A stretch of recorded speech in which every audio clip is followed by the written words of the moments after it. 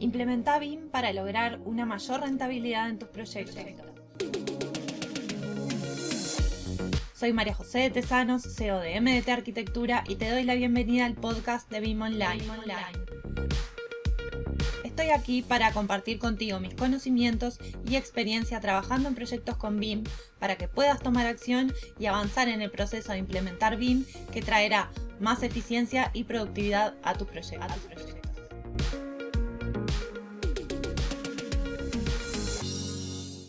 Una de las preguntas que nos llegó al podcast es ¿cómo comenzar con una implementación BIM? ¿Qué pasos hay que dar? Y lo primero que diría yo es ¿qué implica implementar BIM? Ser consciente, tener conciencia de qué implica estar implementando BIM para después poder definir el alcance y después poder planificarla. En definitiva, implementar BIM implica adoptar una metodología de trabajo, determinados procesos dentro de un flujo de trabajo que nos van a permitir trabajar de forma más ágil y eficiente en nuestros proyectos. Implementar BIM, por ejemplo, en una organización tiene más que ver con cambiar la cultura o la forma de pensar que un cambio digital. La mayoría de los profesionales, la mayoría de las empresas creen que implementar BIM es solamente un cambio digital, un cambio de tecnología, aprender software, incorporar infraestructura y con eso es suficiente. Y la realidad es que implementar BIM implica muchísimo más que eso.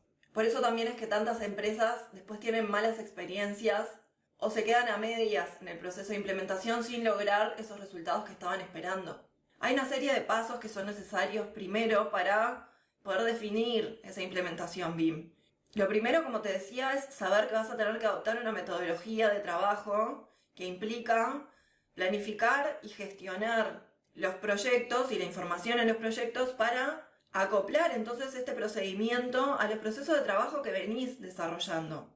Y lo primero que nosotros hacemos cuando nos piden implementar BIM en una empresa es hacer un análisis inicial, un diagnóstico, ver cómo desarrollan los proyectos esas empresas habitualmente, qué inconvenientes se le plantean, en qué aspectos son más productivos, cuáles son sus fortalezas y sus debilidades, para así poder armar una hoja de ruta, un plan de implementación y que se pueda ir acoplando con esos procesos existentes. Definir también cuáles son los usos y los objetivos que se van a requerir de BIM. Los objetivos en cuanto al proceso de implementación y los usos de acuerdo a las características de los proyectos que desarrollás habitualmente. Saber por qué y para qué querés implementar BIM, porque no es lo mismo el objetivo que se pueda plantear una empresa constructora que un estudio de arquitectura. Y tampoco va a ser lo mismo esa implementación en el tiempo para una empresa grande que para una empresa mediana o pequeña.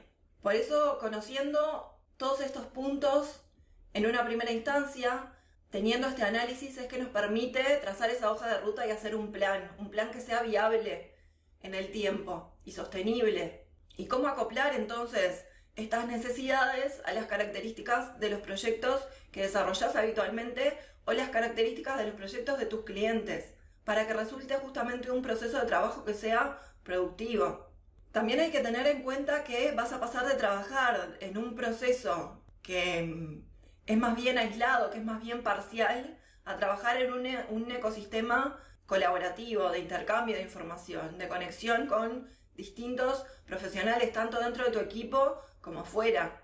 Para esto entonces es necesario hablar un mismo idioma, planteando determinado marco normativo y planteando muy claramente cómo van a ser esos procesos.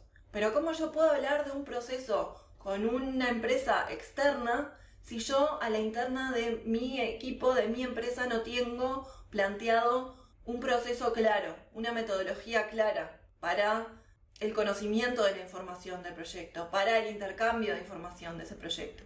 Y a partir de acá entonces es que se pueden plantear las posibles capacitaciones para los distintos miembros del equipo, porque vas a tener que armar un equipo con determinadas habilidades, con determinadas funciones, y acá entran a jugar lo que se llaman los roles BIM, que no necesariamente tiene que ser personal externo contratado, no necesariamente un rol BIM tiene que ser ocupado por cada una de las personas. A veces un rol lo puede ocupar, o dos roles lo pueden ocupar una misma persona.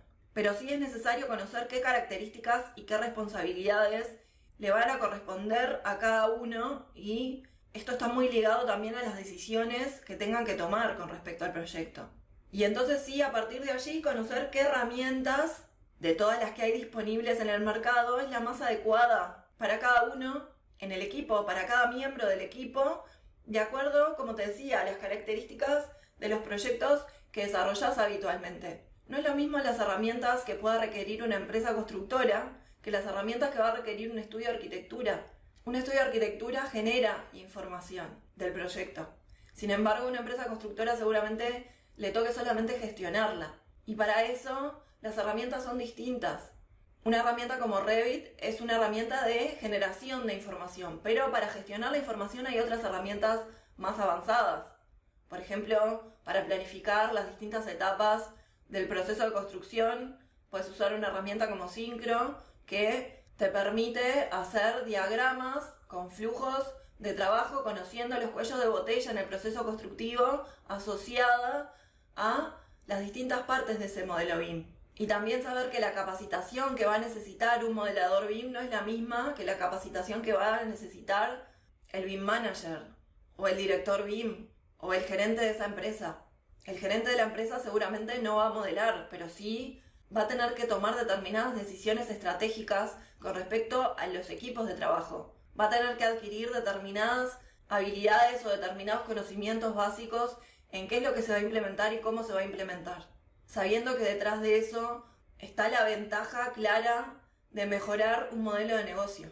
Algunos de los miembros del equipo van a necesitar conocer la normativa BIM, que dice, no para profundizar, pero sí para poder armar, por ejemplo, un pliego, aplicar a un llamado y qué documentación voy a precisar, con qué requerimientos tengo que cumplir para presentar la oferta de ese llamado. Y habilidades en cuanto a crear la información, planificarla e intercambiarla. ¿En qué plataformas? ¿De qué forma lo voy a hacer? En definitiva, habilidades en cuanto al análisis, producción e intercambio de información asociado a ese proyecto. Y sí o sí, aprender a trabajar de forma colaborativa, aprender a intercambiar esa información. Y la única forma posible es mejorar las habilidades de comunicación a través de determinados procesos y a través de la práctica. Porque si no puedo intercambiar información, si no puedo comunicar mi proyecto, entonces no le voy a poder sacar el máximo beneficio que tiene trabajar con BIM. En donde todas las partes acceden a información precisa que necesitan, volcando además para el uso de los otros actores involucrados, información que es útil y valiosa para que ese proyecto se genere de la forma más precisa posible, con menor cantidad de incertidumbre y con mayor toma de decisiones conscientes en cuanto al proyecto. Y una vez que estamos en esta instancia, entonces podemos decidir automatizar determinados procesos, flujos de trabajo que son repetitivos en el tiempo, que no agregan valor al proyecto, y documentarlos y planificarlos de antemano para poder hacerlos siempre de la misma manera y reducir así el tiempo de desarrollo del proyecto para que resulte en definitiva más productivo.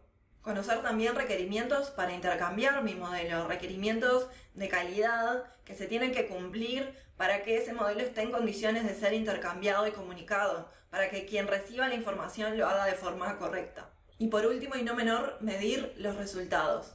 Con todo el equipo, involucrarlo en ese análisis, en hacer un informe de lecciones aprendidas, en documentar esos procesos, las cuestiones positivas y negativas en torno al proceso de desarrollo de ese proyecto, que nos permita también ver los avances, no solamente las cosas negativas, y poder entonces armar una metodología, un proceso de mejora continua en el desarrollo de los proyectos. Pero para eso antes tengo que definir cómo lo voy a medir, qué indicadores voy a tomar en cuenta y cómo lo voy a documentar. En definitiva, una implementación BIM se basa mucho más en la toma de decisiones estratégicas, en la planificación y en la documentación y en establecer procesos mucho más que en el cambio de tecnología. Y hasta aquí el episodio de hoy. No te olvides de suscribirte para recibir más contenido de BIM. Te espero en el próximo episodio con más proyectos, más experiencias compartidas y mucho más BIM Online.